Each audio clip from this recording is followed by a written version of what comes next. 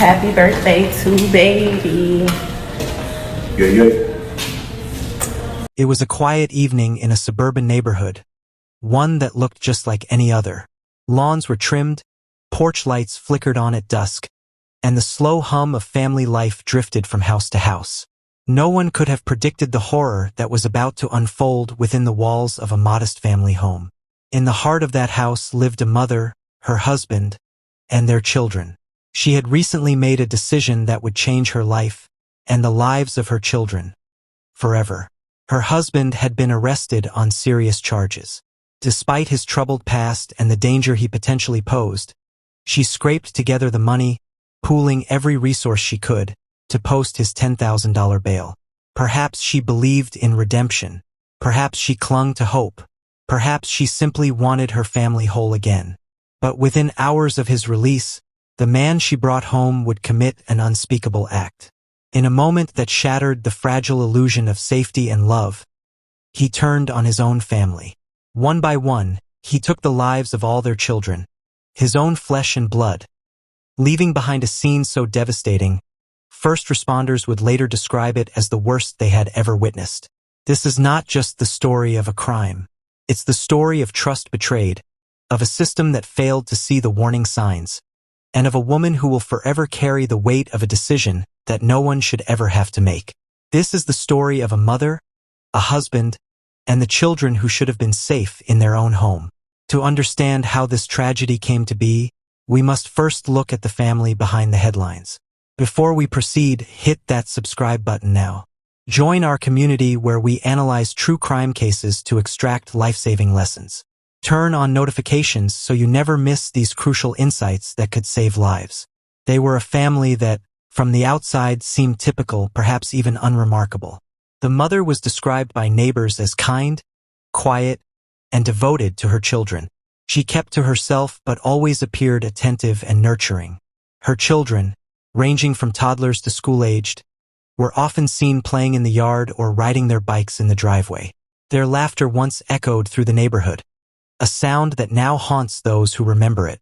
The father, however, carried a far more complicated and troubling history.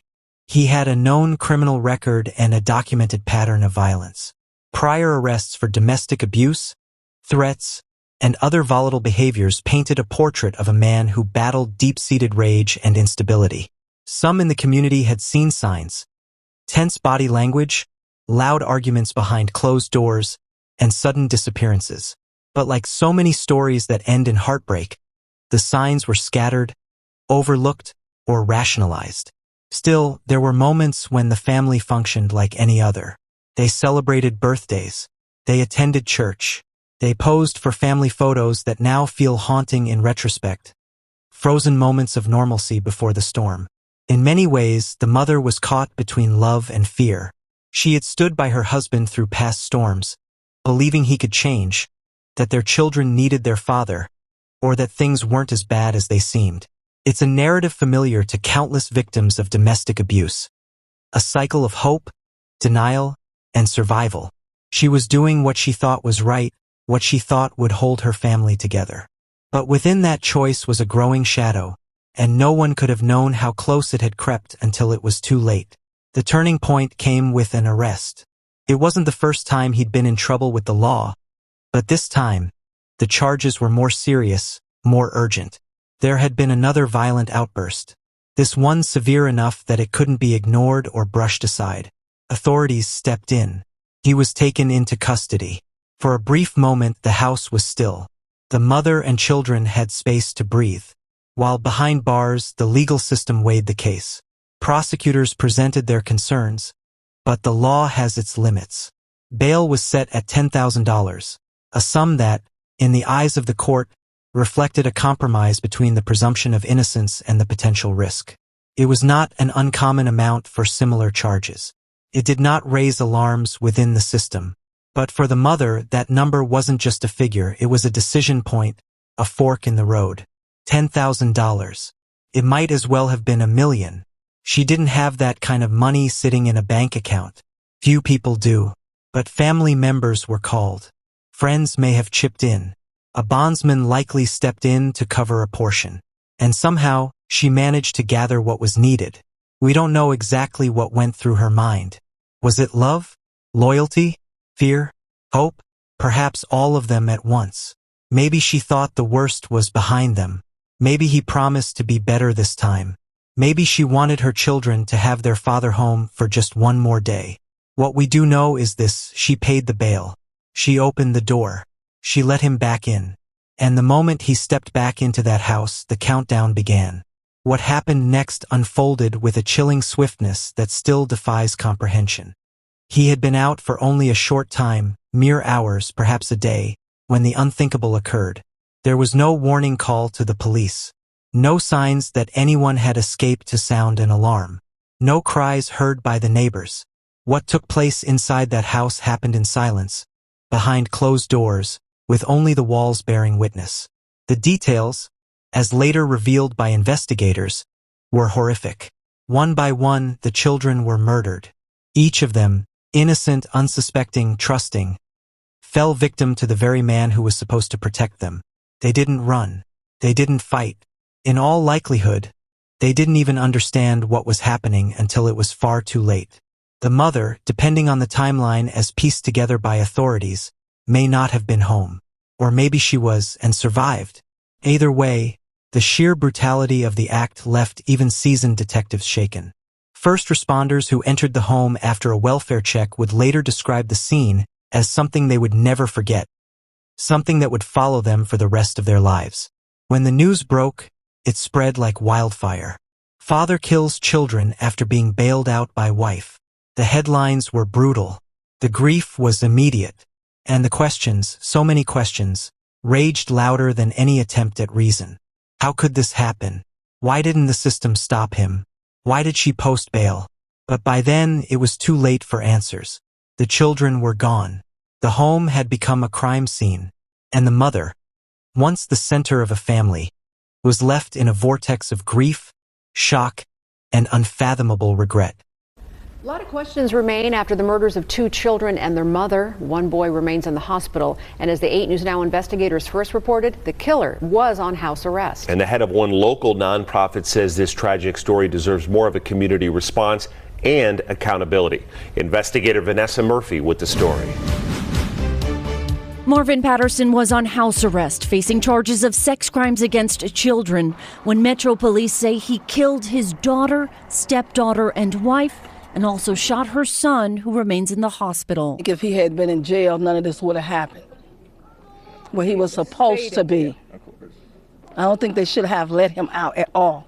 The mother of Shanera Patterson at this vigil Monday night, hours after learning about her daughter and grandchildren.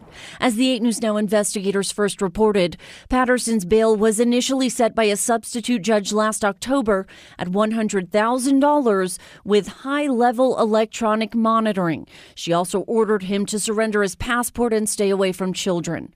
About 2 months later, Judge Diana Sullivan reduced the bail to $10,000 with the same conditions. Records did not show any restrictions on firearms. Patterson posted bond through a Las Vegas bail company. And that's a slap in the face to the victims. Jasmine Lee runs the Doc Ellis Foundation, named after her father, which provides resources for the families of missing and murdered people of color. When I looked at the charges, I was baffled because it could have been prevented. The lack of we're in danger. The community didn't realize that we have an individual who's floating around.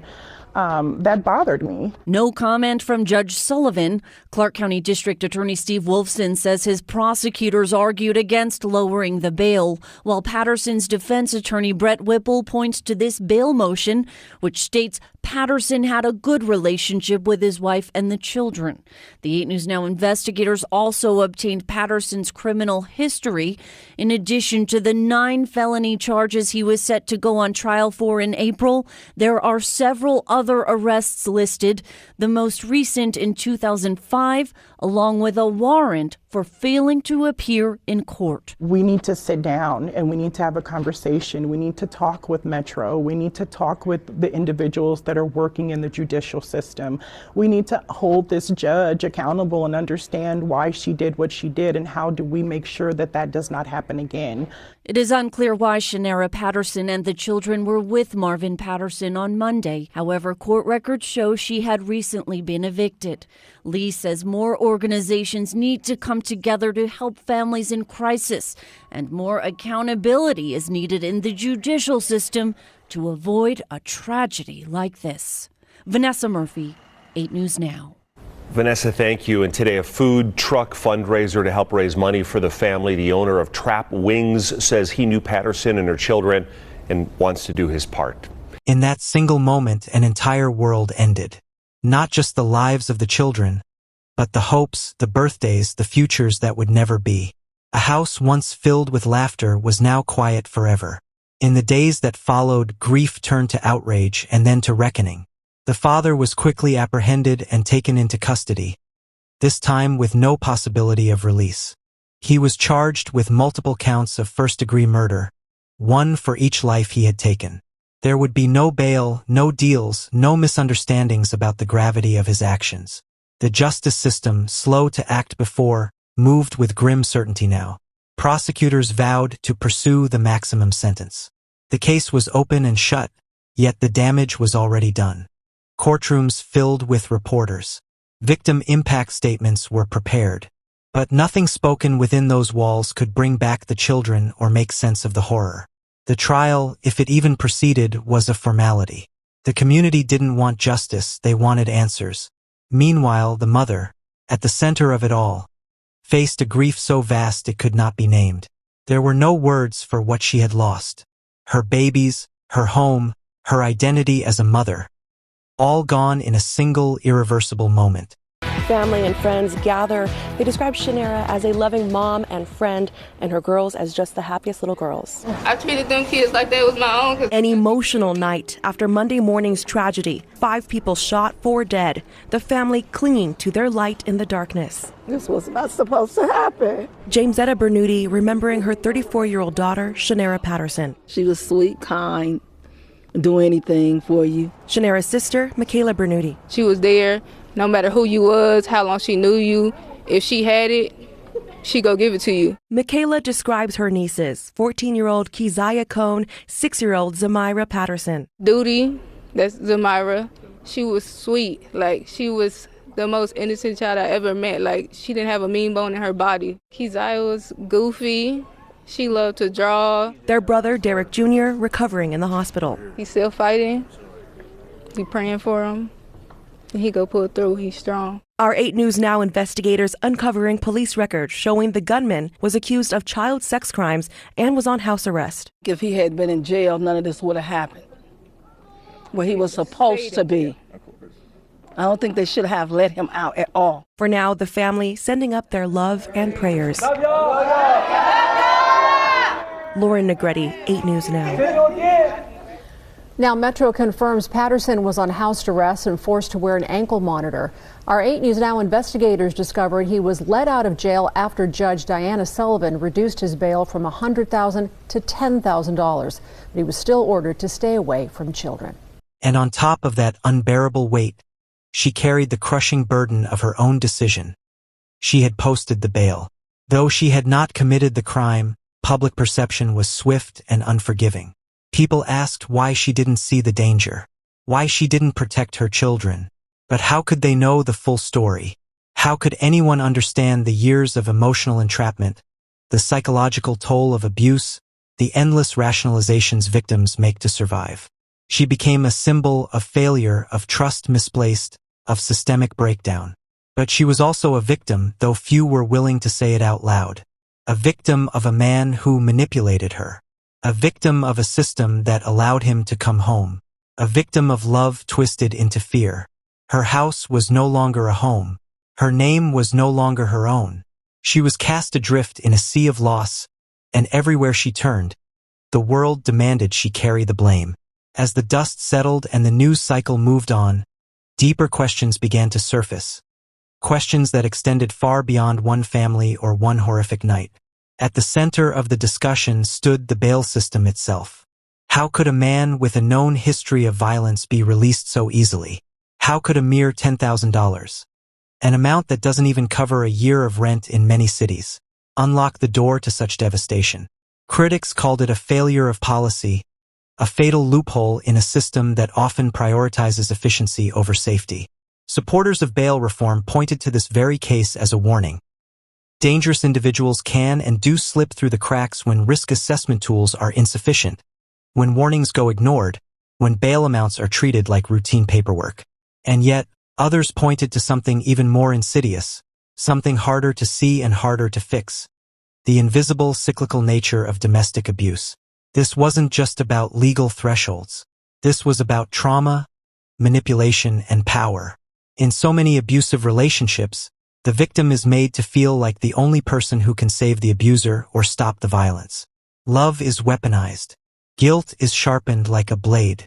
And time after time, victims return to their abusers, not because they're foolish, but because they're exhausted, terrified, and trapped in a system that offers them no real way out. This case lit a fire under conversations that had long gone dim. Advocates demanded stronger protections for families, better support for survivors, and risk assessments that factor in patterns of behavior, not just isolated events. Some lawmakers proposed legislation aimed at tightening restrictions on bail in domestic violence cases. Others pushed for more resources to help victims recognize when they're in danger, even when it doesn't look like danger from the outside. But policy is slow, and this tragedy, like too many before it, served as both a wake-up call and a warning. There are cracks in the floorboards of the system, and lives are still falling through. In the end, there is no justice that can balance this kind of loss. No sentence long enough, no law strong enough, no explanation deep enough to fill the void left behind. What happened in that home was not just a crime, it was a collapse of systems, of safeguards, of trust. A mother believed she was doing what was right, or at least what was necessary, and in doing so made a decision that cost her everything. The house where the tragedy occurred now sits quiet. The toys are gone, the curtains drawn. It has become a symbol, one people pass by without speaking, yet never forget. A reminder of what can happen when warnings go unheeded and when violence hides behind familiar doors. And for the rest of us, for the viewers, the neighbors, the strangers reading the headlines, it becomes a question of memory. Do we remember only the horror, or do we carry forward the lesson? We must remember the children, not just as victims, but as lives full of joy and possibility, stolen far too soon. We must remember the mother, not as a cautionary tale, but as a woman failed by too many layers of silence and doubt. And we must remember that domestic violence is rarely just a private matter. It is a public emergency hiding in plain sight. There are families out there right now walking the edge of the same cliff. If this story can save even one of them, if one person hears it and finds the courage to leave, to speak, to protect, then the telling of it matters. Because silence is where these tragedies grow, and only in truth can they be stopped.